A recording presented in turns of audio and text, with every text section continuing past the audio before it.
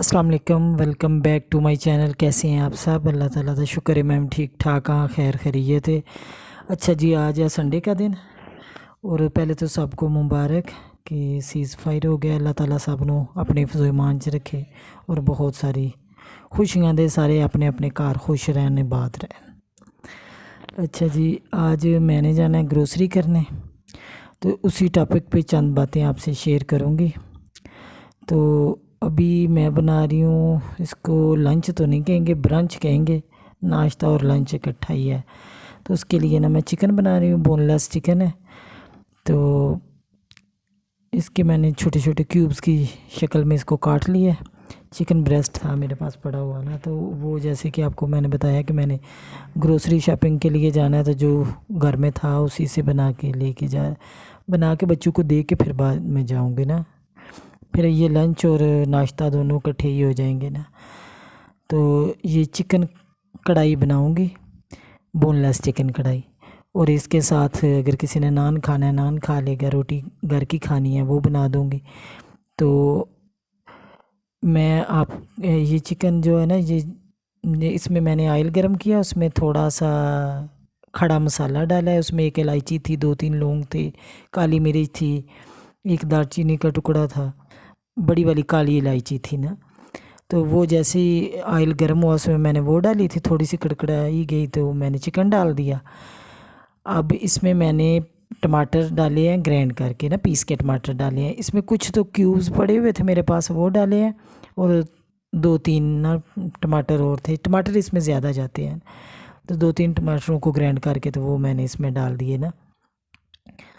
तो थोड़ा सा अब इसमें लहसुन और अदरक कूट के डाला है, वो ज़्यादा वो पेस्ट नहीं डाला, कूट के डाला है। इसका टेस्ट थोड़ा डिफरेंट आता है ना, चीज़ें थोड़ी सी आगे इसका डालने का तरीका अलग कर लेना तो टेस्ट ही चेंज हो जाता है। तो अब मैं ये देखें इसमें नॉर्मल से मसाले डाल रही हूँ। उसमें ज़ीरा और सूखा धनिया कूटा हुआ, लाल मिर्च है, हल्दी है, नमक है और काली मिर्च है थोड़ी सी। बस यही 3-4 मसाले इसमें जाएंगे और ये बहुत ही टेस्टी बनेगा। थोड़ी देर भून के अब मैं इसमें दही ही डालूँगी। अगर वो मसाले सारे आप दही में मिक्स करके भी डाल सकते हैं, लेकिन मैंने वो पहले डाले थे और दही थोड़ा सा बाद में डाला था। और इस कढ़ाई की ना स्पेशल चीज़ है, इसमें क्रीम जाएगी। अगर आपके पास घर की बनी हुई मलाई है ना, वो डाल लें, वो तो बहुत ही अच्छी है। अगर नहीं है तो फिर क्रीम है तो वो डाल लें। लेकिन मैं इसमें कोशिश करती हूँ कि जो दूध गर्म करते हैं तो उससे के ऊपर से उतरती है ना मलाई, वो डालूँ। उससे इसका टेस्ट कह लें कि ये 2 गुना नहीं 3 गुना ज़्यादा बढ़ जाता है। तो एक चमचा भर के, अगर वो फेंटी हुई है तो आप 2 चम्मच डाल लें, क्योंकि मैंने फ्रीज़ की हुई थी इसलिए मैंने ये 1 चम्मच इस तरह डाला है। और इससे इतना अच्छा इसका टेस्ट हो जाता है ना, और बहुत ही मज़े की ये कढ़ाई बनती है। और इसके साथ अगर रोगनी नान हो ना, तो फिर तो कह लें सोने पे सुहागा है। और ये बहुत ही मज़े की है। और एक बात और आपसे करूं, ये मैं इसमें देखा होगा आपने, कांटे से चेक करी थी नमक, और इसमें नमक थोड़ा सा कम था और थोड़ा सा फिर मैंने और डाल दिया। अगर नान के साथ खाना हो ना, तो फिर मैं कोशिश करती हूँ कि सालन में नमक थोड़ा सा कम हो, क्योंकि नान में भी नमक होता है ना। तो इसके ऊपर अब मैं ज़्यादा सारा हरा धनिया डालूँगी और बहुत मज़े की ये कढ़ाई बनती है। आप प्लीज़ ज़रूर बनाइएगा और मुझे बताइएगा फिर कैसी बनी आपकी। तो अच्छा, मेरा एक ये है कि आज ना मैं जैसे आपको बता रही थी कि मैं ग्रोसरी की शॉपिंग करने जाना है, तो वही सारा व्लॉग आपके साथ आगे शेयर करूँगी। तो उसमें ना कुछ टिप्स हैं जो एक स्पेशल है, मैंने अपनी ना ज़िंदगी में ये टिप्स ग्रोसरी के हवाले से ज़रूर शामिल की हैं, तो इससे काफ़ी बचत हो जाती है।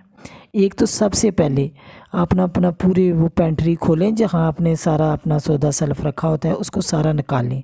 उसमें से दालों के डिब्बे निकालें, वो निकालें। इससे 2 काम होते हैं।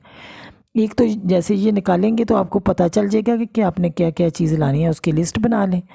और दूसरी बात यह है कि ये जो आपके डिब्बे वगैरह ना, ये सारे धुल जाएंगे। जाने से पहले अब मैं ये सारे धो के रख के फिर जाऊँगी ग्रोसरी करने ना। तो इन सब को निकाल लिया मैंने, जो जो चीज़ खाली थी उनको अलग कर लिया, जिनमें कुछ चीज़ें थी अब ये प्लेटों में डालूँगी। ये देखें मेरे ना कैबिनेट के अंदर पीछे से ये इस तरह साथ वालों का शायद सिंक है यहाँ पे, तो वो उस वजह से ना इसमें सीलन आ गई है, तो वो उसको भी सही करूँगी। लेकिन फ़िलहाल तो ये सारे डिब्बे निकाल के तो मैं इसमें से जो चीज़ें थोड़ी बहुत पड़ी हुई हैं, जैसे सीरियल पड़ा हुआ है, बादाम है, ये इनको अलग प्लेट में डालूँगी और ये सारे डिब्बे धो लूँगी।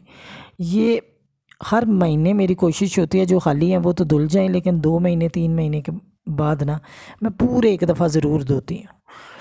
कुछ ऐसे होते हैं जैसे बादाम है वो नहीं ख़त्म हो गए, सीरियल नहीं ख़त्म हुआ इस महीने, तो फिर वो रह जाएंगे।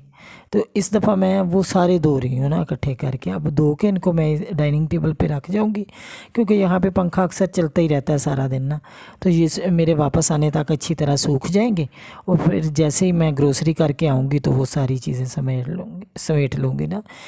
इस तरह एक तो पैसे की बचत होती है, आपको जिस चीज़ की ज़रूरत है आप वही ख़रीद के लाएंगे। आप इस तरह अंधाधुंध शॉपिंग नहीं करेंगे, ये भी चाहिए ले लो, ये भी ले लो, ये भी ले लो, क्योंकि आपको पता चल जाएगा कि आपके घर में किस चीज़ की ज़रूरत है, तो किसकी आप वो नहीं। चीज़ लेंगे तो जिसकी आपको ज़रूरत होगी, जिसकी ज़रूरत नहीं वो चीज़ आप नहीं ख़रीदेंगे ना। तो आप अपने घर को देख के, अपना बजट देख के अपनी चीज़ें लाते हैं। ज़ाहिर है हर बंदा अपना हिसाब से ही चीज़ें लाता है, लेकिन फिर भी एक दफ़ा आपने पूरा पेंट्री चेक कर लें। अगर डिब्बे भी धुल जाएंगे इसी तरह, और आपको ये भी पता चल जाएगा कि कौन सी चीज़ घर में है और कौन सी चीज़ें ख़त्म हुई हैं ना।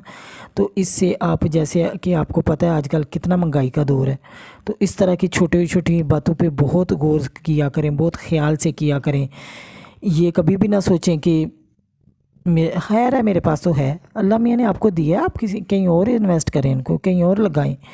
ये तो नहीं है ना कि बार बार के लाते रहें। फिर जैसे कि अब गर्मियाँ हैं और बारिशें भी हो रही हैं, आपकी दालें ख़राब हो जाएं, आपकी कोई भी चीज़, चाय की पत्ती है, कुछ भी है, अगर वो ख़राब हो गया तो आपकी किस काम का है।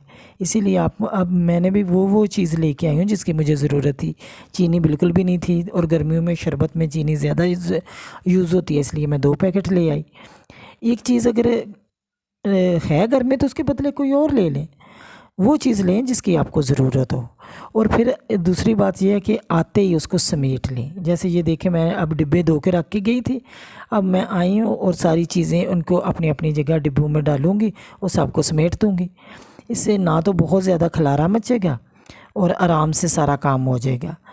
और आजकल तो आप यकीन जाने, जो चीज़ 10 रुपये की थी ना, अब वो 22-25 की मिल रही है, 2 गुना से भी काम बढ़ गया। तो इस तरह कमाने वाले पैसे बड़ी मेहनत से कमाते हैं, तो पैसों के इस तरह ज़ाया ना करें, उनको बड़े अच्छे तरीके से और बड़े संभाल के और देखभाल के खर्च करें, तो तब भी गुजारा मुश्किल है। तो इसी तरह जैसे कभी कभी मैं देखती हूँ कि लाइटें ऐसे खाम खाई, कहीं जाओ ना तो उनके घर ऐसी लाइटें खाम खान है। भाई खाम खा क्यों आना है? अगर ज़रूरत है तो ज़रूर करो, पंखा भी चलाओ, लाइट भी ऑन करो, एसी भी लगाओ अगर ज़रूरत है। अगर ज़रूरत नहीं है तो कोई चीज़ भी ऐसे फालतू में ना लगाओ।